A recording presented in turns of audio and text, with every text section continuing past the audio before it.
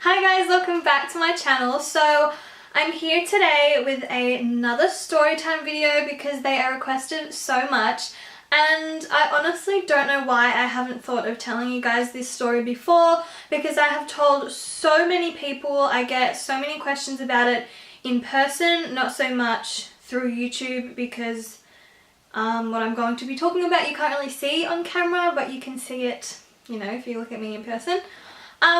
But basically I'm going to be telling you guys the story of how I got this scar on my neck. I'm just gonna zoom the camera in so you can have kind of a better look at it. So this is the scar here. It is not very noticeable on camera.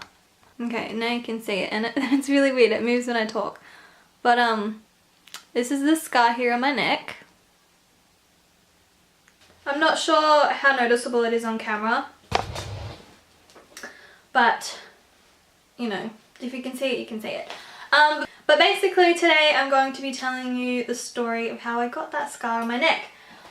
So I have a notebook here because I just went and asked my mum more detail into the story, because I kind of know like the base of it. It happened when I was really young and people ask me all the time. I do not notice this at all. Like, it has never been a problem for me. I've never been insecure about it. Like, it's on my neck. I can't ever really see it unless I'm looking into a mirror, and when I do look into a mirror, it's just something that I don't notice.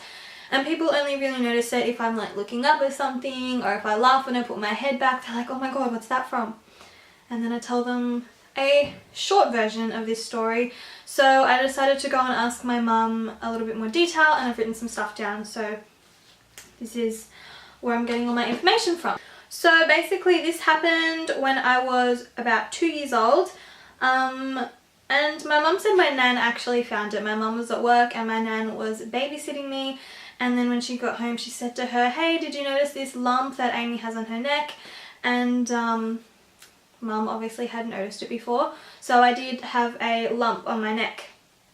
And mum took me to the doctors to see obviously what it was, and the doctor that she took me to said you can either wait and leave it and see if it grows, see if it changes, see if it goes away, or I can send you to a specialist. And my mum obviously decided to send me to a specialist. She didn't want to leave it in case it was something serious. So then we went to see a surgeon that he sent us to, and it turned out to be a cyst. The name of the cyst is a thyroglossal cyst. So yeah, I had a thyroglossal cyst on my neck. And basically he told us what it was, and he said that I would need surgery to remove it. So I went in to have surgery, and the first surgery was fine.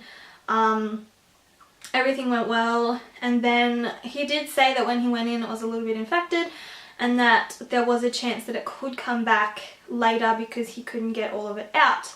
So that is what happened. Basically I went in, had my first surgery, everything went fine, came home, I was fine. That was just a day surgery, and then I think it was about a month or 2 months later it came back.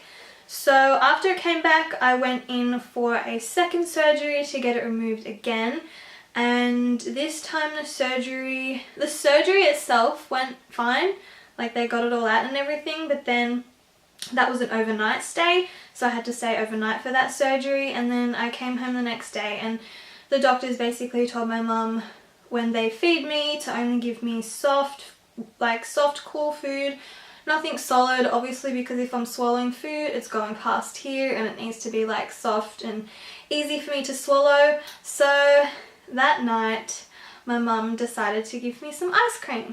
And this is the part of the story that is really gross, and I always love telling people when they ask me where I got this scar from, and it freaks everybody out, but I just think it's, I don't know, it's kind of interesting. But basically my mum gave me ice cream, and then she noticed that the ice cream was starting to leak out of my neck, out of my stitches.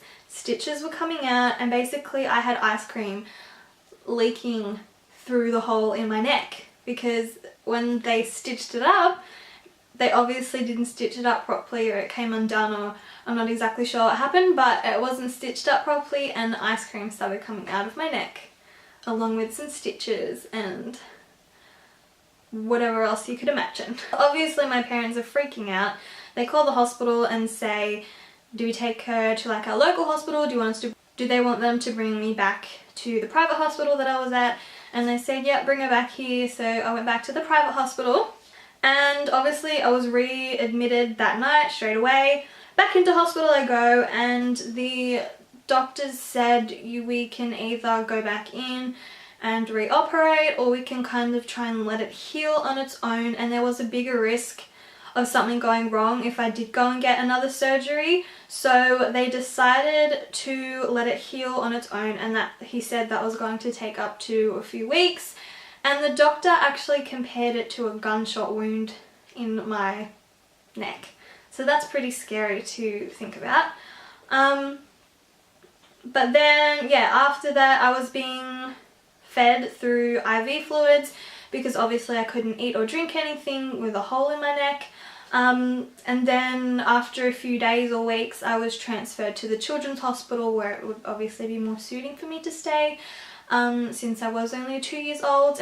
So then I started being fed through a nasal gastric tube, and that's the thing they put in your nose and you get fed that way, because obviously again I still couldn't eat or drink anything.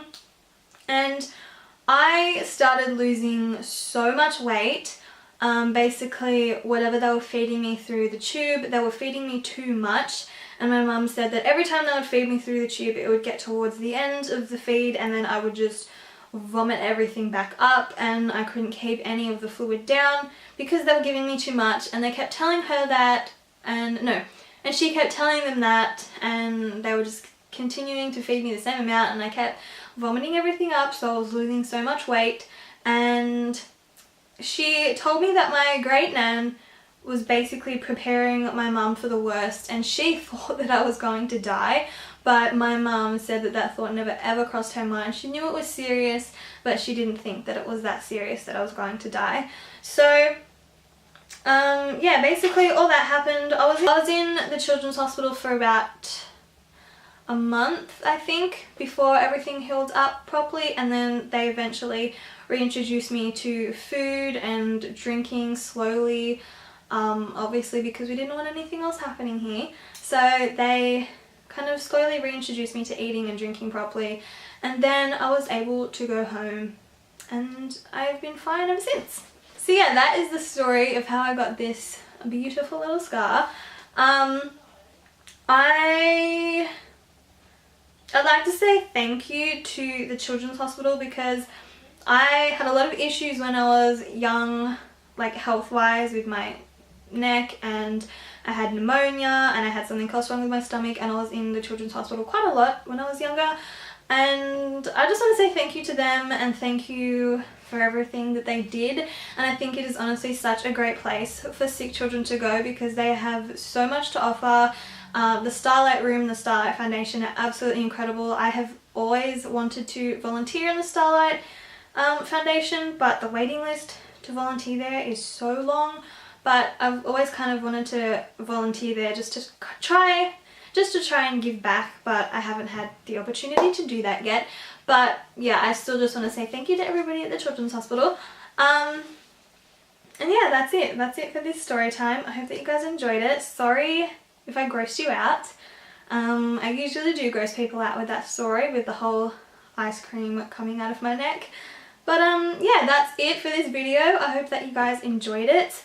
All of my social media links will be down in the description box, so don't forget to follow me on those. And I love you all so much, and I'll see you guys in my next video. Bye.